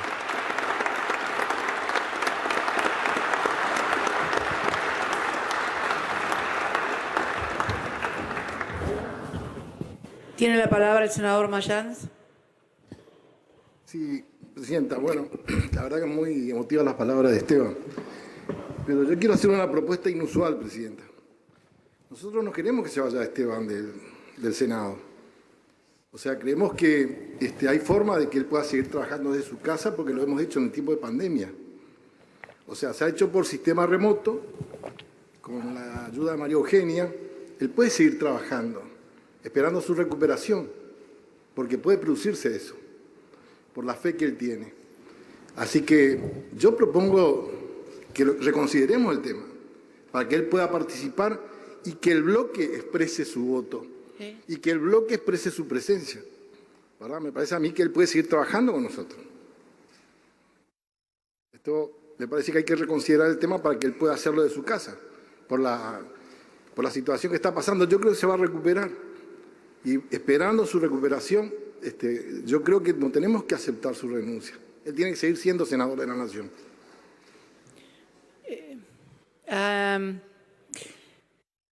Es cierto que hemos trabajado en forma remota, por lo tanto, si el senador considera que es una opinión de esta presidencia, que no es la que decide el cuerpo, obviamente, vale la pena aclararlo. Pero si él quiere y puede seguir trabajando de su casa en forma remota, como lo hemos hecho además durante prácticamente 1 año y medio, porque en realidad esto que acaba de hacer, de traducir su pensamiento a través de esta tecnología, en realidad es la tecnología la que le permitiría poder seguir ejerciendo en forma remota, porque su cabeza funciona, que es lo que establece la voluntad. La voluntad del legislador no está en si está parado, sentado, sino si expresa su voluntad racionalmente y bien. O sea, yo personalmente, como presidenta, no tengo ninguna objeción. Es una decisión que tiene que tomar el senador, pero primero el cuerpo. Yo descuento que el cuerpo lo va a aceptar. Igualmente, de ser necesario, lo voy a someter a consideración. Y el que tiene que decidir en realidad más que el cuerpo, o que nosotros, o que yo, es el senador Bullrich. Senador, acá lo acaba de escuchar perfectamente la manifestación del senador Mayans, y yo creo que usted tiene que ejercer plenamente su libertad, y si usted se siente que tiene la posibilidad de hacerlo y lo necesita y le sirve, me parece que no sé, la verdad, hay momentos que...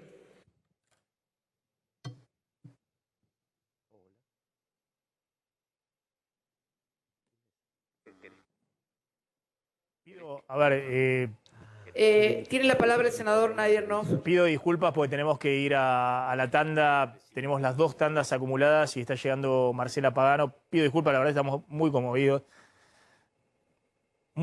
por lo que ha pasado. El mensaje de Esteban Bullrich, lo que siempre decimos, la necesidad de consensos, dejar de lado la grieta, realmente muy conmovidos. Pido disculpas porque no podemos seguir la transmisión porque tenemos 2 tandas acumuladas y llega el programa siguiente, así que no puedo hacer nada.